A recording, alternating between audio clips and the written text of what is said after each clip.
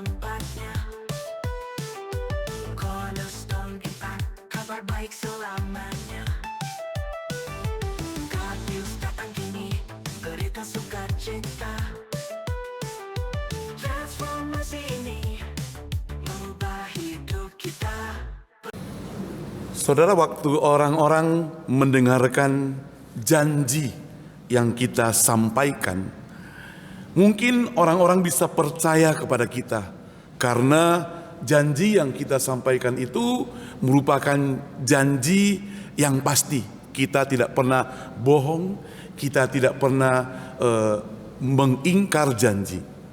Tapi jikalau kita pernah mengingkar janji, walaupun hanya sekali, lalu kita berjanji, belum tentu orang bisa percaya. Itu sebabnya saudara yang saya kasih Tuhan, hari ini kita sulit untuk mendapatkan janji yang pasti. Karena di dunia ini semuanya penuh dengan ketidakpastian. Itu sebabnya saudara, pada hari ini saya mengambil satu topik yang akan kita renungkan bersama. Ada satu janji yang diberikan oleh Tuhan Allah kepada umatnya, kepada semua ciptaannya, yaitu janji yang pasti, janji yang tidak pernah berubah, janji yang tidak pernah dibatalkan. Sebelum kita merenungkan bersama, saya dengan hormat mohon kesediaan Bapak Pendeta Tony Lolong untuk menyampaikan doa pembukaan. Silakan. Heavenly Father God, we thank you so much for bringing us together to celebrate the birth of Jesus Christ, our Lord and Savior, this afternoon. Lord God, thank you for allowing us to raise our voice in songs that glorify your name, that welcomes you, Lord. And Lord, now as we're going to hear from your word, Lord, I just ask for your blessing and the anointing of the Holy Spirit to Bapak Pendeta Saul as he brings the message that you have given him to share with us this afternoon, Lord God. That everything, that he says, Lord God, will be something that comes from you, that will transform our life, Lord God, as we hear your word, so that we can be people who are doers of the word and not just hear only. Bless Pastor Saul and his family, for his faithfulness to this church and to serving you throughout his life. Just bless the message. Bless the messenger. In Jesus' name, amen. Ya, terima kasih. Saudara, janji yang akan kita lihat bersama hari ini saya singkatkan dalam 3 hal, saudara. Yang pertama adalah janji kelahiran daripada seorang juru selamat. Firman Tuhan tadi sudah dibacakan oleh pemimpin kebaktian Ibu Susan, Yesaya 9, ya, yang saya akan bacakan ulang ayat yang kelima. Firman Tuhan berbunyi, sebab seorang anak telah lahir untuk kita, seorang putra telah diberikan untuk kita, lambang pemerintahan ada di atas bahunya, dan namanya disebut orang Penasehat Ajaib, Allah yang perkasa, Bapa yang kekal, Raja damai. Di dunia yang penuh dengan ketidakdamaian ini, di dunia yang penuh dengan kekacauan ini, apalagi masuk dalam peperangan, kita semuanya sedang ditakut-takuti akan masuk kepada perang dunia yang ketiga dan sebagainya. Sehingga memikirkan, apakah masuk tahun 2025 itu akan lebih damai? Apakah akan lebih senang? Apakah akan lebih menikmati sukacita di situ?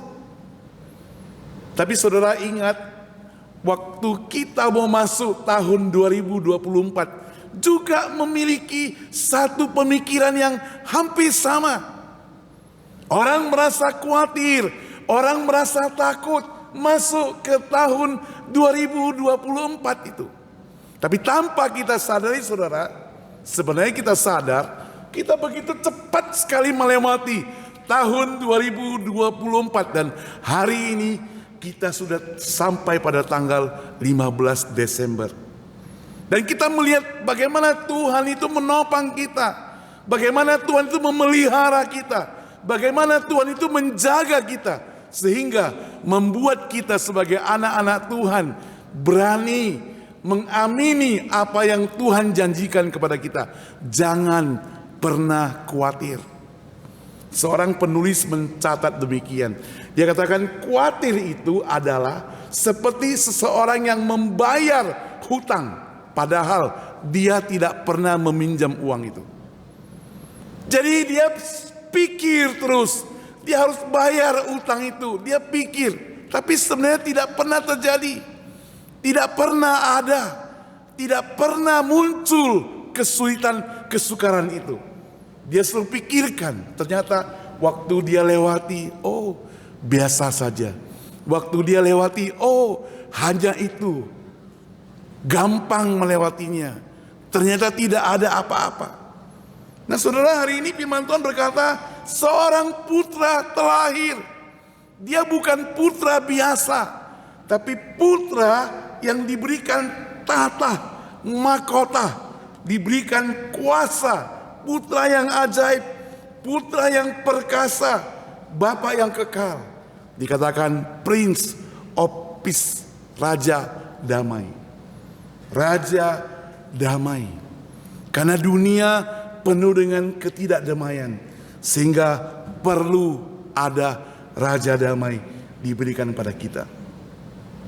Mengapa kita tidak damai, saudara? Sebenarnya Tuhan Allah begitu baik menciptakan manusia pertama.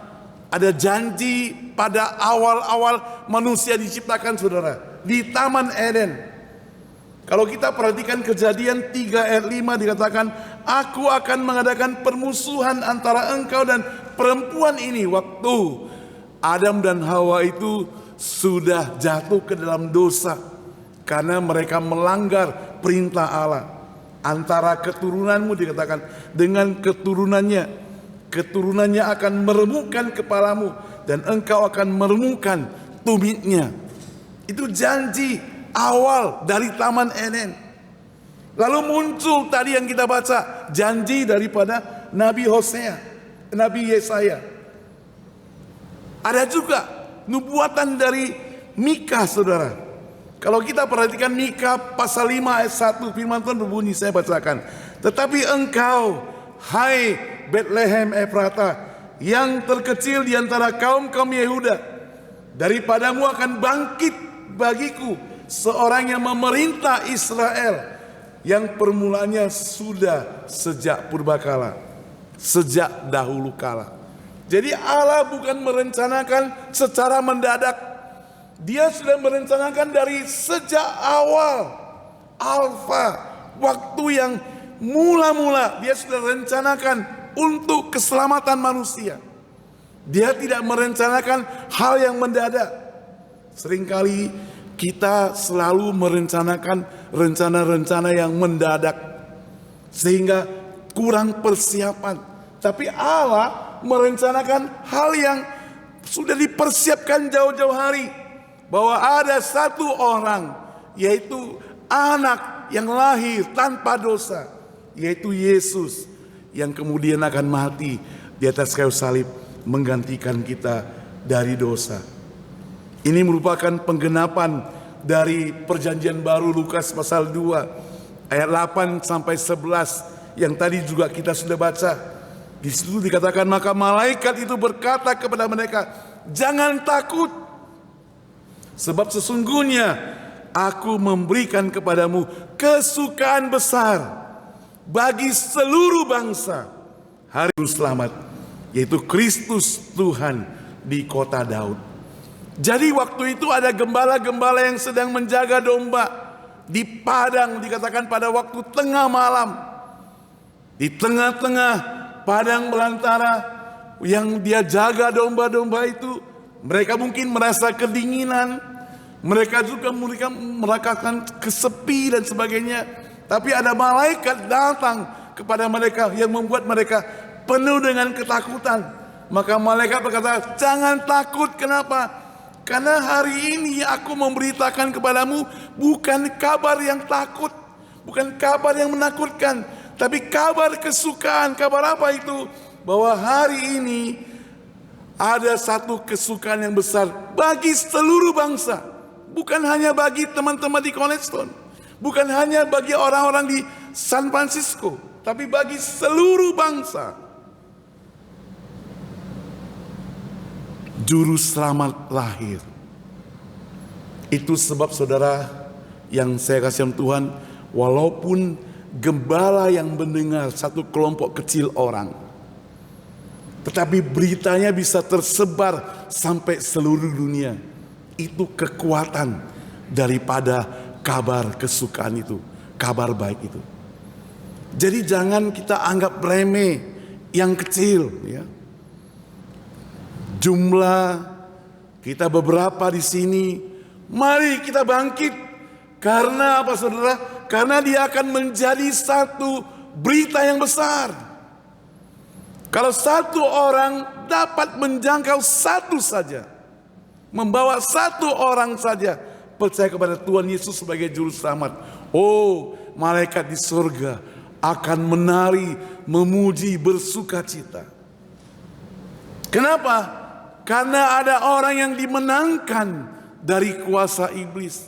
Ada orang yang dimenangkan dari kuasa dosa, dari kuasa maut. Saudara yang saya kasih Tuhan, itu sebabnya Yohanes 3 ayat 16, ayat yang sangat populer, yang barangkali kita sudah menghafal. Dikatakan karena begitu besar kasih Allah akan dunia ini, sehingga ia mengaruniakan anaknya yang satu-satunya, yang tunggal. Karena dia begitu mengasihi kita, dia rela tinggalkan itu semuanya. Supaya apa? Setiap orang yang percaya itu tidak binasa, melainkan beroleh hidup yang kekal. Saudara, uraian yang kita dengarkan tadi itu merupakan ayat-ayat janji keselamatan, janji kelahiran seorang juru selamat, yang merupakan narasi dalam Alkitab yang bisa kita baca, yang menghubungkan antara rencana Allah dalam perjanjian lama sampai penggenapannya dalam perjanjian baru. Itu semuanya berentetan.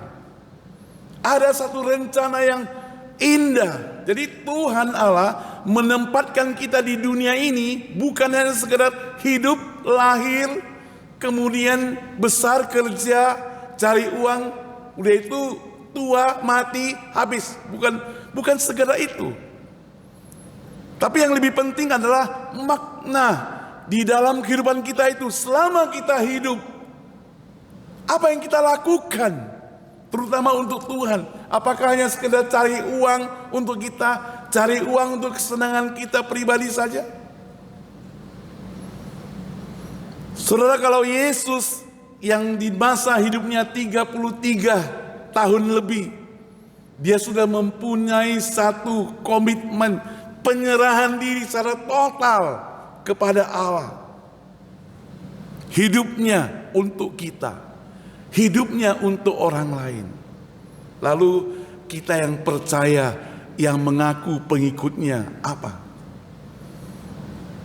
Saudara, perayaan Natal bukan hanya sekedar kita merayakan Natal, undangan Natal, lalu kita sama-sama sukacita, bukan sekedar stop sampai di situ. Tapi perayaan Natal itu merupakan satu perayaan mengundang Yesus masuk dalam hati kita, masuk dalam hidup kita. Kalau perayaan Natal hanya sekedar pesta, hanya sekedar makan-makan, hanya sekedar bergembira, dansa-dansi, piknik dan sebagainya, itu hanya ada di luar, belum masuk dalam kehidupan kita. Kenapa ada di luar? Karena orang yang tidak percaya Yesus pun bisa merayakan Natal. Coba saudara pergi ke Union Square sekarang ini. Oh, lampu-lampu bertebaran, pohon Natal tinggi sekali. Ramai orang berfoto-foto di situ, berkunjung, karena dianggap merupakan pohon Natal yang terakhir di Messi katanya. Karena tahun depan konon ada isu mau ditutup. Gak tahu lagi. Kecuali ada perubahan. Bukan sekedar merayakan Natal seperti itu, tapi mengundang Yesus yang lahir itu masuk dalam hidup kita. Karena dia mau mati untuk kita. Dia mau korbankan diri untuk kita. Dia bukan hanya hadir dalam sebuah cerita, bukan. Dia bukan hadir dalam sebuah narasi untuk anak-anak sekolah minggu, narasi untuk orang dewasa, hanya sekedar kita kenang, ingat, oh Yesus itu begitu baik ya. Oh Yesus mati untuk menebus dosa ya. Tapi dosa siapa? Kita hari ini mau katakan Yesus itu baik, mati menebus dosa, dosaku dan dosamu, saudara. Itu janji kelahiran seorang juru selamat.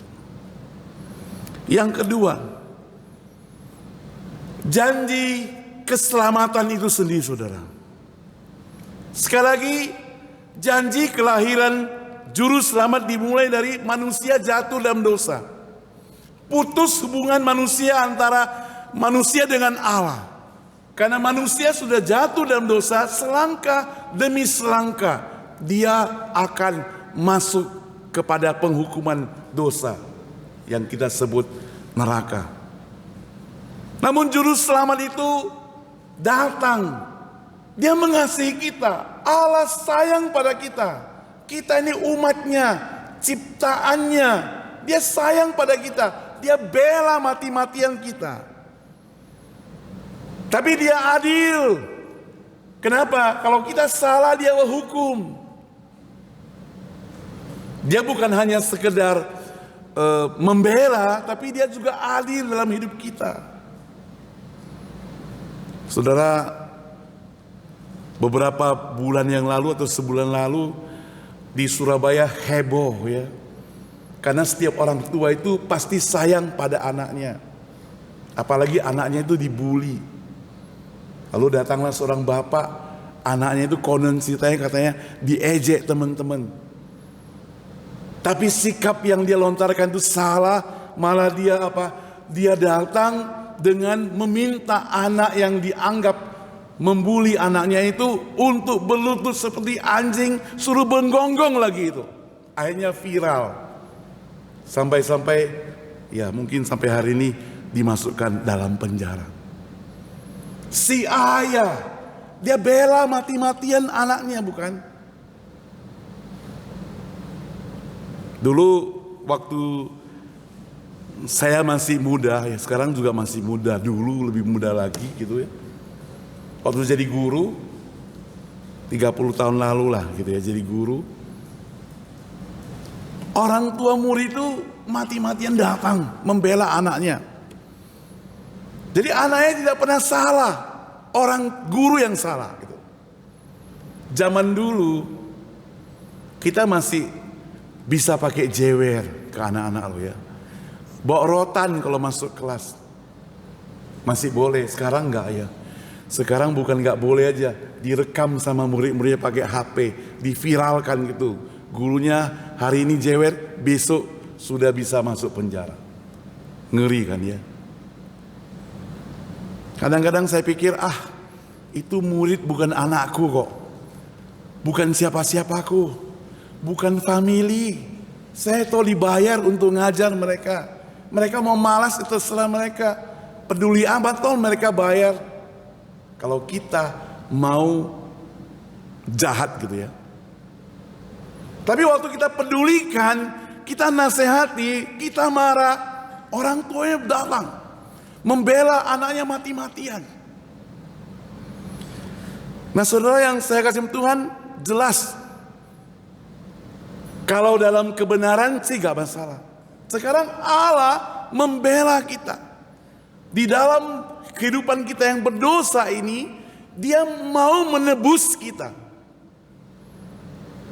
Saking Dia harus bayar, Dia tebus dengan anaknya yang tunggal. Mati di atas kayu salib, menebus kita. Ini janji keselamatan. Janji keselamatan adalah satu tema penting dalam Alkitab, menggambarkan rencana Allah menyelamatkan umat manusia. Jadi saudara, kita bukan hanya sekedar lahir, mati, habis. Tapi waktu kita sudah ditanya, nanti setelah akhir hidupmu, engkau kemana? Ini satu pertanyaan yang penting sekali. Kemana? Apakah sekedar masuk dalam kuburan saja? Belakangan saya lihat promosi di TikTok. Ada sebuah tanah kuburan di Jakarta. Seorang ibu-ibu itu spesial mempromosikan barang-barang mewah, mehong-mehong gitu istilahnya gitu ya. Salah satunya yang dipromosikan kuburan yang paling murah katanya. Ada di Hill itu, harganya 80 juta. Itu yang paling murah. Belum lagi yang lebih mahal.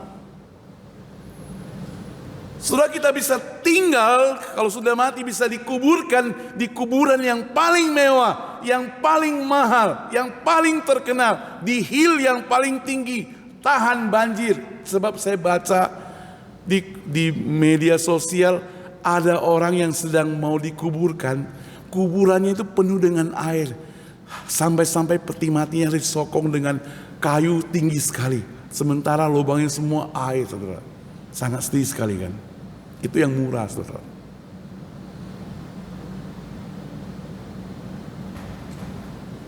Kalau hanya sekedar di kuburan yang mewah, maka hidup kita tidak ada gunanya. Karena kita tidak mendapatkan janji keselamatan itu. Karena hanya bagi orang yang percaya kepada Tuhan Yesus sebagai juru selamat, maka dia akan mendapatkan keselamatan itu. Sehingga dia tidak sekedar di kuburan yang mahal, tidak sekedar di kuburan yang mewah itu, tapi hidupnya akan bersama-sama dengan Yesus Kristus di sorga. Karena Yesus yang mati itu sudah bangkit. Sekali lagi dalam Yohanes 3 ayat 16 itu mencatat kasih Allah yang begitu besar. Dan Paulus menulis dalam Roma pasal 5 ayat 8, dia katakan, akan tetapi Allah menunjukkan kasih-Nya kepada kita oleh karena Kristus telah mati untuk kita ketika kita masih berdosa. Jadi waktu kita masih berdosa pun Yesus sudah mati untuk kita. Sebelum kita bertobat, Dia sudah mati buat kita. Asal kita mau menerima Dia. Jadi saudara, masa muda kita mungkin bobrok. Masa muda kita mungkin kita lakukan hal-hal yang tidak disukai Tuhan. Masa muda kita mungkin kita lakukan hal-hal yang tidak menyenangkan orang lain dan sebagainya. Kematian Yesus, pengorbanan Yesus di atas kayu salib, dan iman kepercayaan kita kepada Dia yang sungguh-sungguh menjelaskan bahwa kita boleh dilayakkan masuk dalam kerajaan Allah.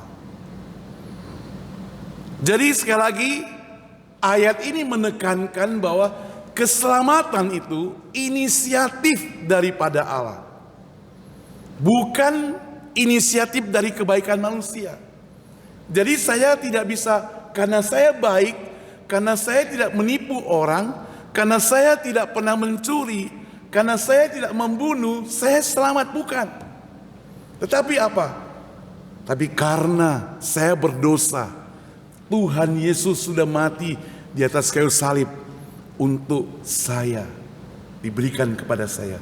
Bukan karena aku baik, bukan karena aku tampan, bukan karena aku suci, bukan. Kita tidak layak, tapi hanya Allah, Tuhan Yesus yang memberikan pada kita kelayakan itu. Saya akan tutup dengan janji yang sangat-sangat disukai oleh setiap umat manusia. Janji damai sejahtera. Orang yang selamat itu, dia akan mendapatkan damai sejahtera. Ketika kita masih berdosa, hidup kita tidak ada damai sejahteranya. Kelahiran Yesus membawa damai sejahtera bagi manusia, bagi semua manusia, karena sudah bebas dari dosa.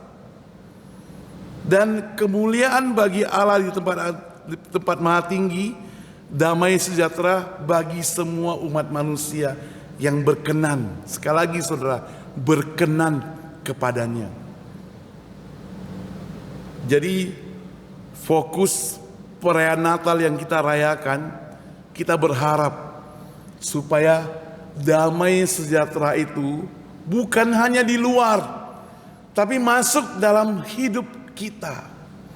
Saudara, orang yang mengalami damai sejahtera, walaupun di luar itu ada bahaya, dia tetap bisa nyenyak, saudara.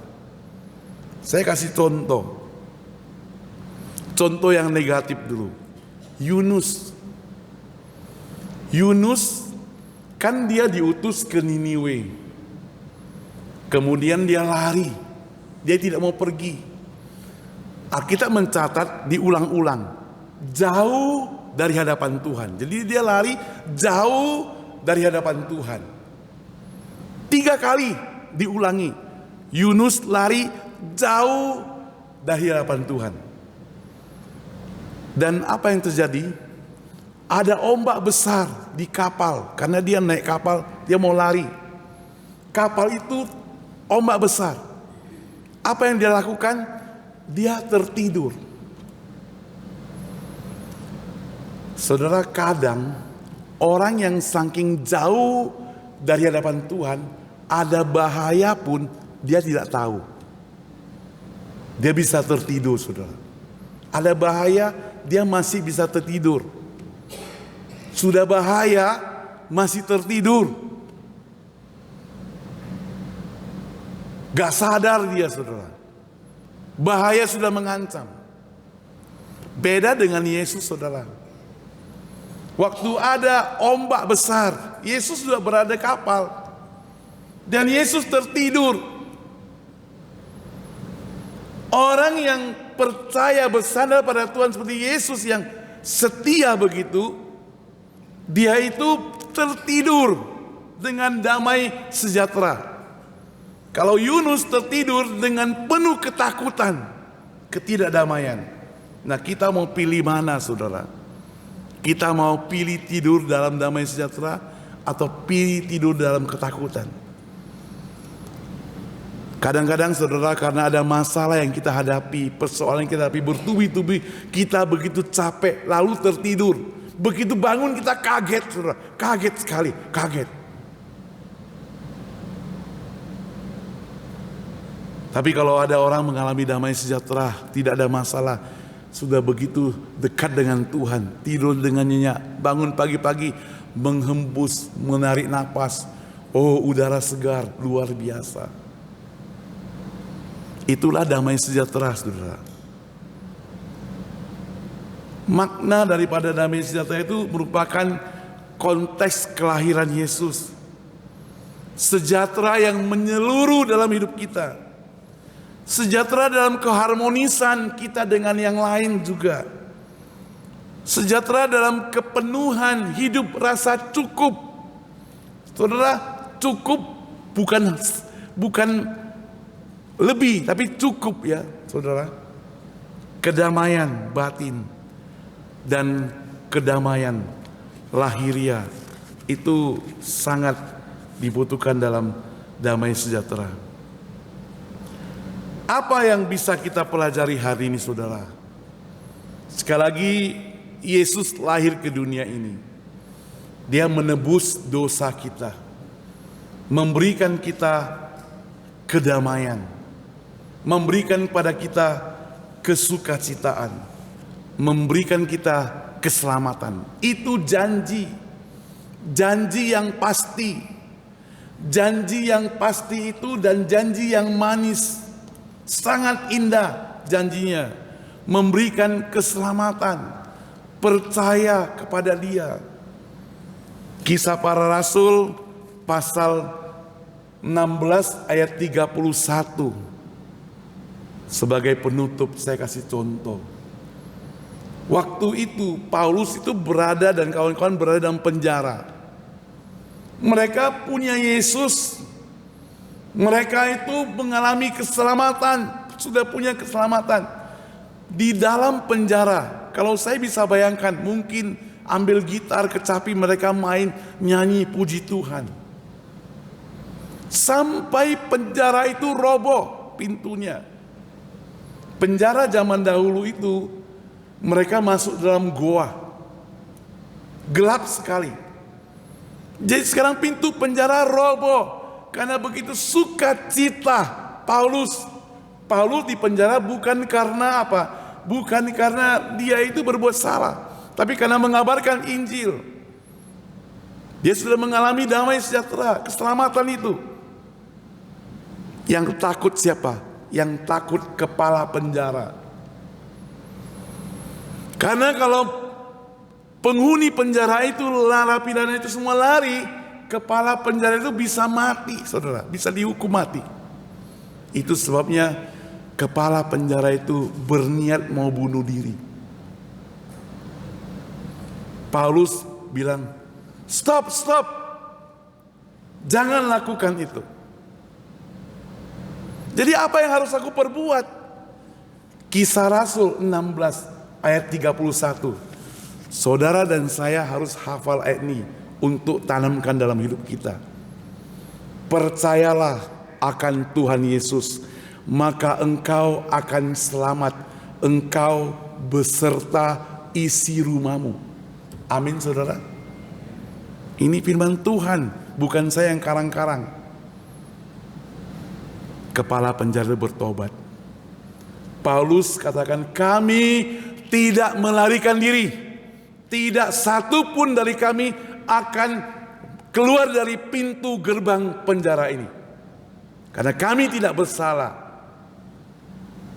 Kepala penjara mendapatkan keselamatan. Percaya akan Tuhan Yesus, maka engkau akan selamat. Engkau beserta isi rumahmu. Dulu waktu saya remaja, ada seorang pendeta GKI almarhum, dia mengajarkan lagu ini. Percayalah akan Tuhan Yesus, maka engkau beroleh selamat, engkau beserta isi rumahmu. Mari kita berdoa, saudara. Bapa di surga, inilah firman Tuhan. Satu kabar kesukaan, janji yang pasti. Percaya akan Tuhan Yesus, maka kami akan mendapatkan keselamatan. Bahkan bukan hanya kami beserta isi rumah kami, Tuhan, akan selamat. Oh Tuhan, apa artinya kami hidup di dunia ini dengan bergelimpangan harta kekayaan? Segalanya kami miliki, tidak kekurangan, tapi kami tidak punya keselamatan. Kami tidak memiliki Yesus. Tuhan, pakailah supaya kami sadar benar bahwa kami butuh Yesus, karena Yesus yang menyelamatkan kami. Dan hari ini kami merayakan Natal. Kami mau undang Yesus bersemayam dalam hidup kami. Bukan hanya sekedar pesta, bukan hanya sekedar bergembira, sukacita, tapi kami mau lebih daripada itu. Mau Yesus lahir dalam kehidupan kami, sehingga kami menjadi orang yang selamat, orang yang boleh dan layak masuk ke kerajaan surga. Dan selama hidup di dunia ini, kami mendapatkan damai sejahtera, karena hidup kami selalu berkenan di hadapan Tuhan Yesus. Di dalam nama Tuhan Yesus, berkati semua jemaat yang hadir. Amin.